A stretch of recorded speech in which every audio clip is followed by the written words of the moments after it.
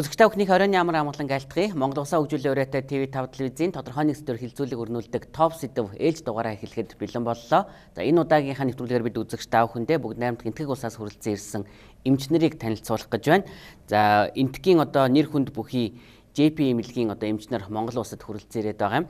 За энэ JP гэсэн эмнэлэг нь бол төрөл бүрийн үзлэг онцлогоо хийхээс гадна 1200 өвчтөнг нэгэн зэрэг хүлээн авч эмнэлгийн тусламж үйлчилгээ үзүүлдэг. За мөн 525 өвчтөнг хэвтүүлийн эмчлэх хүчин чадалтай үйл ажиллагаа явуулдаг юм байна. За дэлхийн шилдэг ихтэй сургууль төгссөн мэрэгсэн 400 гаруй эмчтэй. За сүүлийн үеийн эмнэлгийн тоног төхөөрөмжөөр тоноглогдсон. За ийм эмнэлэг байна. За энэ эмнэлгийн элэг шилжүүлэн суулгах мэс заслын эмч. За мөн хүүхдийн зүрхний эмч, цацраг туяа буюу цацраг туяад хавдрын эмч нар бас манай улсад хүрэлцэн ирсэн байгаа. За энэ эмч нар бас студид хүрэлцэн ирсэн байна. За энэ эмнэлгийн эмч нар маань манай улсын 14 иргэнд элэг шилжүүлэн суулгах мэс ажлыг бас амжилттай хийсэн. За тэдний төлөө л бас Монгол улсын иргэд маань студид энэ танхимд хүрэлцэн ирлээ. За мөн энтгийн нэр хүнд бүхий магадлан эзэмшлэгдсэн олон эмнэлгүүдийн хамтран ажилдаг мэдзуул гэсэн ийм эмнэлгийн тусламж үйлчилгээ үзүүлдэг ийм компани байна. Тэнд Улаанбаатар хотын суурин төлөөлөгчд нь бас манай студид хүрэлцэн ирсэн байна. Ингээд энээр студид хүрэлцэн ирсэн та бүхнийхээ энээр амар амгалан айлтгая. За тэгээд нэгэнт элэг шилжүүлэн суулгах, за мөн хүүхдийн зүрхний эмч, ингээд цацраг туяа хавдрын эмчнэр хүрэлцэн ирсэн учраас эмчнэр тус бүрдээс асуултаа тавьж ярилцъя гэж бодож байна. За миний баруун гар талд бол энтгэг улсаас ирсэн, Америкт мэргэжил дээшлүүлсэн доктор Абдип Чавдхарыг хэмж байна. Тэгээд эмчээс ярилцлага эхлэе. Тэгээд элэг шилжүүлэн суулгах эмч байгаа. Тийм учраас одоогийн байдлаар элэгний 1250 гаруй мэс заслыг хийсэн гэж юм. Тэгээд Монголд бол 14 өвчтөнд бас элэг шилжүүлэн суулгасан. Тэгэхээр таны энэ элэг шилжүүлэн суулгах мэс засал хэдэн хувийн амжилттай байдаг вэ гэдгээс яриагаа эхлүүл. Элэг хүлээн авагчид нь 96% амжилттай ажилладаг. Хамгийн гол нь элэгээ өгж байгаа хүн бол эрүүл амьдралдаг байх ёстой, эмчийн зөвлөгөөг сайн дагсан байх ёстой. Элэг шилжүүлэн суулгасан бол дараа нь хагалгааны дараа яг жирийн хүний амьдралаар амьдрах бүрэн боломжтой. Энэ элэг шилжүүлэн суулгах мэс заслын тал дээр энтгэг улсын туршлага давуу тал гэвэл юу хэлдэг юм бэ? Яг ямар дэвшилт даргыг хэрэгэлдэг юм бэ? Түүний 10 жилийн хугацаанд энтгэг улсын элэг шилжүүлэн суулгахад маш өндөр амжилт гаргаж байгаа. Хамгийн өндөр амжилт гэвэл 2 хүний элгийг нэг хүнд суулгах тийм dual lobe гэдэг юм байл хийж байгаа. Элэг шилжүүлэн суулгахад донорууд бол өндөө бүлгийн цустай тохиолдолд элэг шилжүүлэх боломжгүй гэдэг бол манайх тэнд 2 өөр бүлгийн цустай хүнийг тэнцвэржүүлэх эмчилгээ хийгээд элэгний хийж болдог. Хагалгаа хийж болдог юм амжилт. 4 хоногтойгоос мөн 75 настай хүн хүртэл энэ манай хагалгаанд хамрагдах боломжтой маш өргөн цаар хүрэг хамардаг. Энэ хагалгаан дээр бол жишээ нь манайх бусд оронд хэрэгжихгүй байгаа маш олон шинэ технологиг хэрэгжүүлдэг юм аа. Зүгээр монголчууд ярьдаг элэгний хорт авдар гэхээр л яаж имжлэх вэ яах вэ гэж яриад эхэлдэг. За элэг боолгох гээл тэгдэг боолгох юм элэг шилжүүлэн суулгах гэдэг чинь ингээд олон янзын үе шаттай байх шиг байх юм. Ерөн зүгээр өвчтөн өвчний ямар үе шатандаа энэ элэг шилжүүлэн суулгах мэс заслыг хийх нь зүйтэй байд юм бэ? Гидсэндээ устай байх, эхний шинж тэмдгүүд илрэх, нүд шарлах, арьсан дээр нөсөө гарах, тархинд өөрчлөлт орох, мөн цус алдах, үйл ажиллагаанд өөрчлөлт орох үед л элэг шилжүүлэх хагалгааг бол яаралтай хийх хэрэгтэй байдаг. Энэ шинж тэмдгүүд илэрхээс өмнө орвол элэг шилжүүлэхэд бол маш амжилттай болно. Манайхны хувьд гаргадаг том алдаа бол энэ шинж тэмдгүүдийг илэрсний дараа хагалгаанд ороход цаг алддаг юм аа. Ингэж элэг шилжүүлэн суулгасны дараагаар тэр хүмүүсийн амьдрах хугацаа бол маш уртсаж байгаа. Бидний хувьд бол оройтохгүйгээр эрт орох тусам ач холбогдол үр дүн амжилттай гардаг. Хагалгаанд орох хугацаа маш чухал. Хүмүүс бол надад ямар хугацаа байгаа гэж маш их асуудаг. Эрт орох тусам хагалгааны амжилт өндөр. Яг гэвэл оройтох тусам тэр хүний хүлээж авах чадвар, биеийн эсэргүүцэл, сул дорой болдгоос болоод хагалгааны буцаад итгэлэлтүүл шалтгаан. Тэгэхээр эмчийн тухайд бол элэг цөс нойр булчирхайн эргэтэн шилжүүлэх суулгах мэс заслын ахлах зөвлөх гэж юм. Тэгээд амтраас нь харж байхад Монгол улсын 14 иргэнд элэг шилжүүлэн суулгах мэс ажиллагааг амжилттай хийсэн гэж юм. Ер нь нийтдээ бол 1250 гаруй мэс засал хийсэн гэж юм. Монгол өвчтөнд элэг шилжүүлэн суулгах мэс засал хийсэн тэр туршлагаасаа Монголчуудын хувьд бол илэгний өвчлөлт маш тархалттай гэж ойлгох хэрэгтэй. BCD вирусээр өвчлөгдсөн илэгний өвчтөнгүүд маш их байдаг.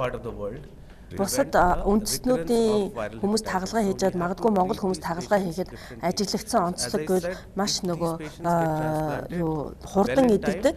Би сайтай гэж хэлж болно. Тэгээд идэгрэлт их хурдтай тийм онцлог харагддаг гэж. Хамгийн чухал зүйл бол ямар нэгэн эргэтэн одоо ийм хийхэд донорын асуудал байдаг. Тэгэхээр энэ илэгний донор болсон хүнд ямар нэгэн сөрөг өөрчлөлт нөлөө бий юу?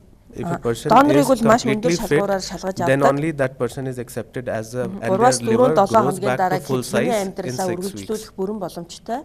Донор хүний хувьд Grows back to full size in 6 weeks. Яг өөрийн хэмжээндээ 42 хоногийн дараа хэд илэг бүрэн очсон байдаг. Тийм учраас юунуудын дараа илгээ өгсөн хүмүүсийн хувьд ямар нэгэн сөрөг нөлөө авахгүй.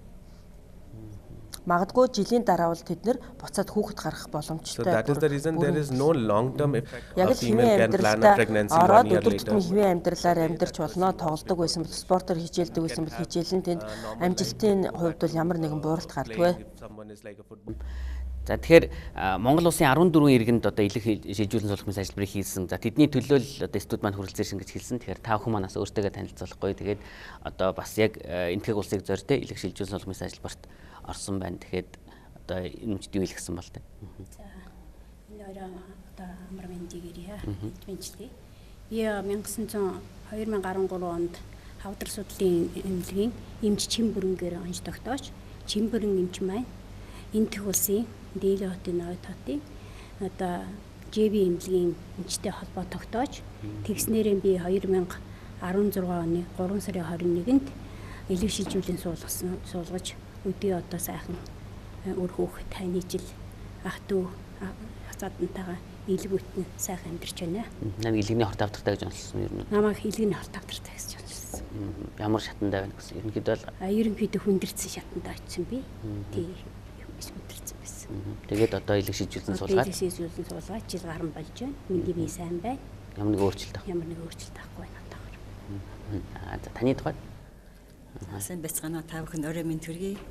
Би энэ 16 оны 5 сарын 3-нд энэ медзул Монголд сөрөнд хөдөлгөгчийн зөвлөмжөөр энэ тэгин ЖП эмнэлэг зорьсон байгаа. Нодны яг өдөр 3 сард манай Монголд манай энэ авди доктор Монгол ирсэн эвслэг хийж атмаас миний эвслэг хийж үзүүлж байгаа таараад тэгээ авди эмч медзул группийнх маань зөвлөгөө өгöd тэгээ интервью хийсэн байгаа.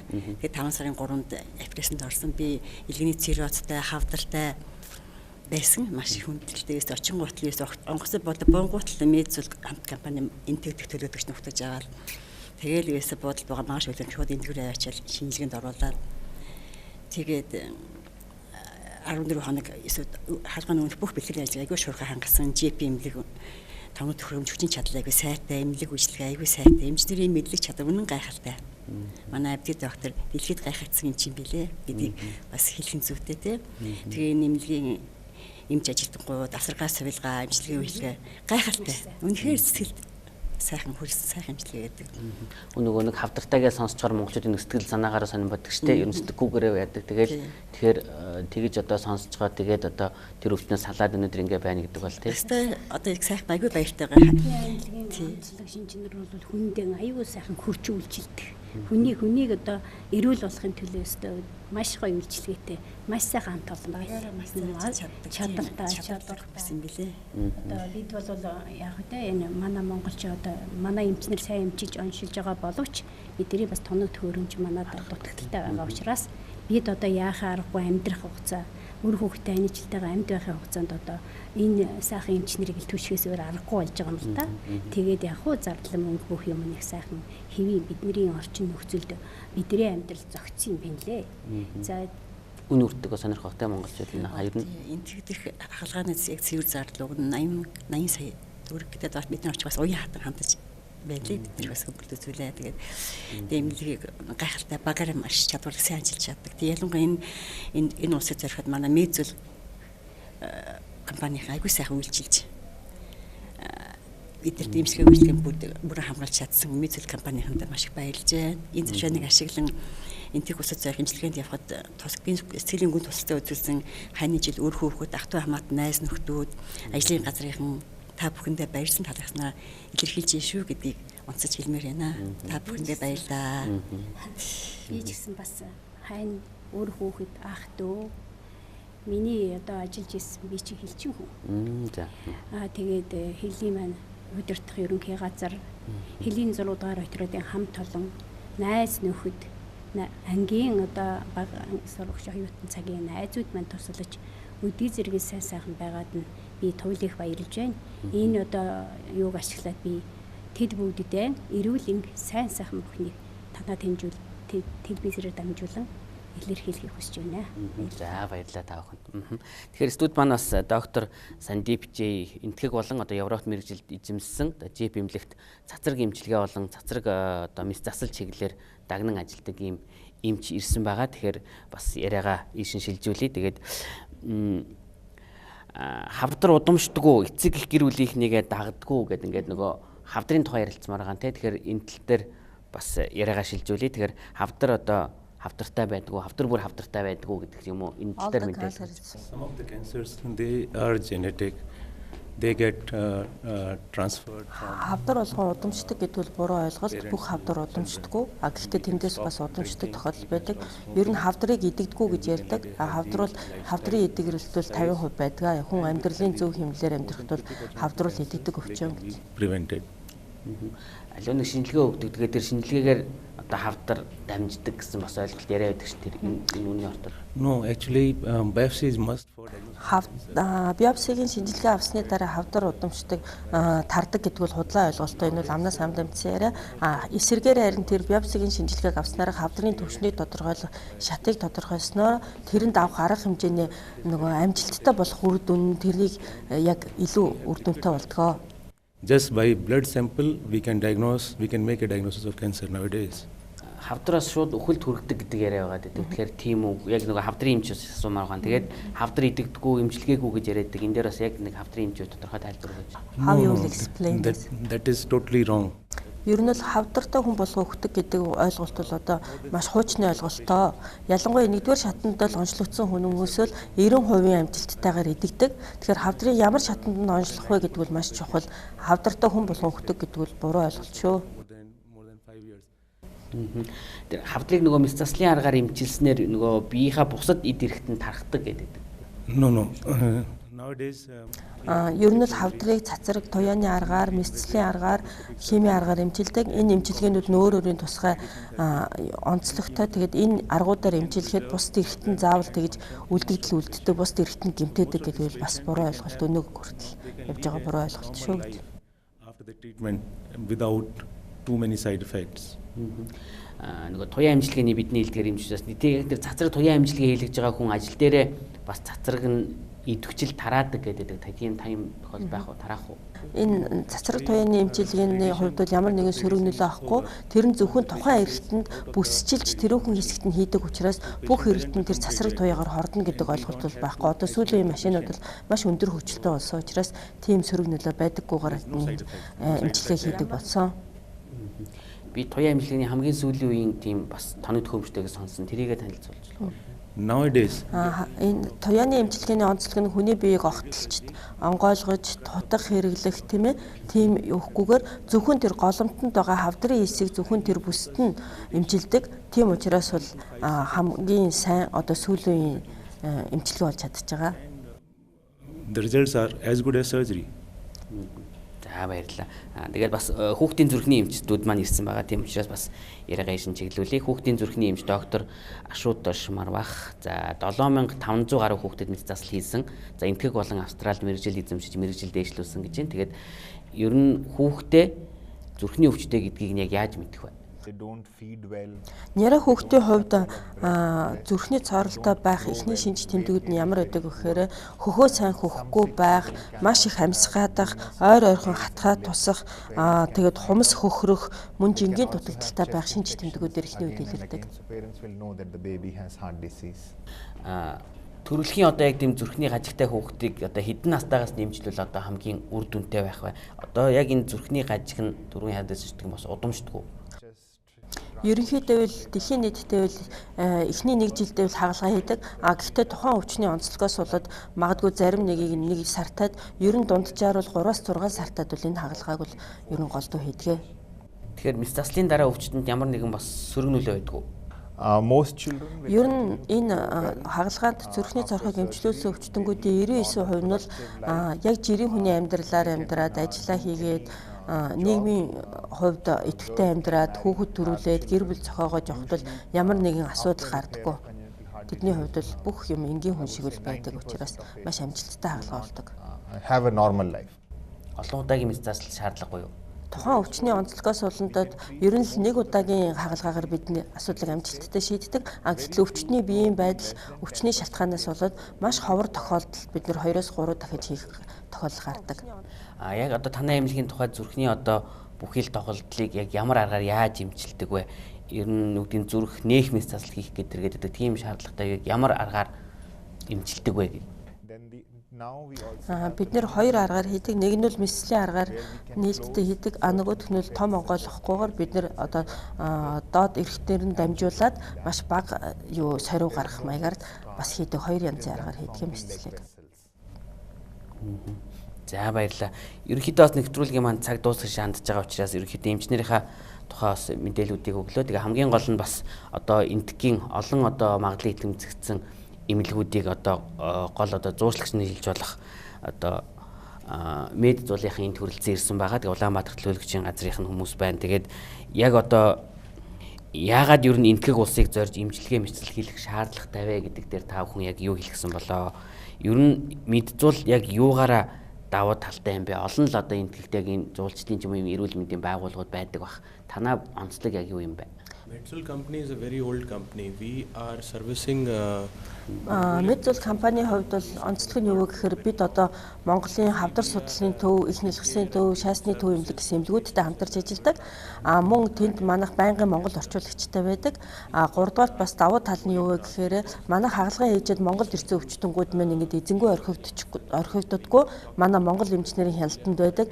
Ямар нэгэн хагалгаа шинжилгээний хувьд өөрчлөлт гарлаа гэхэд байнга бид нэрийг хооронд нь бид нэр буцаад энтгийг рүү тэр хүний талаар мэдээлэл явуулах, эм тангаар нь хангах тал дээр бол бид нар байнга хамтарч ажилладаг.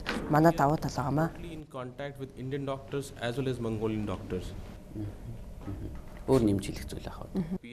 Энтгийн хувьд давуу тал нь юу гэхээр нэгдүгээр манайх одоо эрүүл мэндийн аялал жуулчлалаар бол дэлхийн 3 дугаарт явж идэг. Эмчнэрийн чадвараар бол манайх бол мөн ангаах ухааны хөгжилтөөр бол дэлхийд мөн манлайлж явдаг. Тэгээд үнийн хувьд маш боломжийн жишээ нь манай тагалгаа хийлгэж байгаа хүний үнийн дүн Америкт хийлгэж байгаа үнийн дүнгийн 10% хувьтай, Солонгост хагалгаа хийлгэж байгаа хүний үнийн дүнгээс манай үнийн дүн 35%-аар одоо хямд тусдаг учраас тэр бас манай давуу тал болж чаддаг байхаа гэж бодож байна. Одоо энэ эмчнэр маань Монголд ямар хугацаагаар ирсэн бэлээ? Хаана үзэж харж байгаа вэ? Одоо биднийг үзэж байгаа одоо монголчууд маань бас нэг үзүүлээд ингээ гэвэл хаана хандах уу? Одоо эсвэл мэдзүүлээр л хандах хэрэгтэй юу те? Бидэнтэй холбогдох бол асуудалгүй. Яг гэвэл бид нар хэдийн эндээс өнөөдөр одоо маргааш манай эмчнэр эндээс яваад 3 хоногийн үнэгүй үзлэг зөвлөгөө өгөөд Монголын өвчтөнгүүдтэй ингээд явсан ч гэсэн манай байнгын газар бол энд хаяг адрестай, оффистай, фэйсбүүктэй, вебтэй учраас энэ дэлгэцэн дээр гарч байгаа дугаараар холбогдоод бид нартэй бол байнга холбогдох боломжтой. Хэдий бидний энд өөрсдөө байхгүй ч гэсэн. За баярлалаа. Тэгээд эмчнэрт манаас нэмж хэлэх зүйл байвал бидний нэвтрүүлгийн цаг дуусч байгаа учраас At JP Hospital манай эмнэлгийн элэг шилжүүлэх мөн хавдрын мөн зүрхний энэ хагалгаануудаар та бүхэд хизээд үйлчлэхэд билээ. Бид та бүхнийг бол одоо маш сайхан үйлчилгээгээр угтаж авдаг. Тэгээд буцаад гэрлөө чим эрүүл мэндийн чинь бүрэн сэргээгээд буцаад та нарыг гэрт чинь эргэлэхэд Монголын одоо өвчтэй хүмүүсийг та бүхнийг урахад одоо хизээд билээ. Манай Medsol-тай холбогдоод JP эмнэлэгт тавтаа морилоорой. in case you want to come to JP Hospital. За баярлалаа. Тэгээд Монголд бас богино хугацаагаар ирсэн. Тэгээд энэ богино хугацааны хажуугаар бас олон хүнд л бас үзлэг хийгээд бас зав баг байгаа. Тэгээд тэрний хажуугаар бас манай үзэгчтэй уулзаж цаг зав гаргасан та бүхэнд талархснаа илэрхийлье. Та бүхний цаашдаа ажилд амжилт хүсье. За баярлалаа. Ирхэм үзэгчтэй Монгол Улсын хөгжлийн ураатай TV5 телевизийн за тодорхой нэг сэдвээр хилцүүлэг өрнүүлдэг топ сэдэв энэ удаагийн дугаараа өндөрлөө. Энэ удаа бид бүгд найрамд энтгэг улсын за JP эмнэлгийн одоо эмчнэр Монголд ирсэн байгаа. Тэгээд эмчнэрийг үзэгч та бүхэндээ танилцууллаа. Анхаарлаа хандуулсанд баярлалаа. Дараагийн дугаар уулзлаа. Баяр та.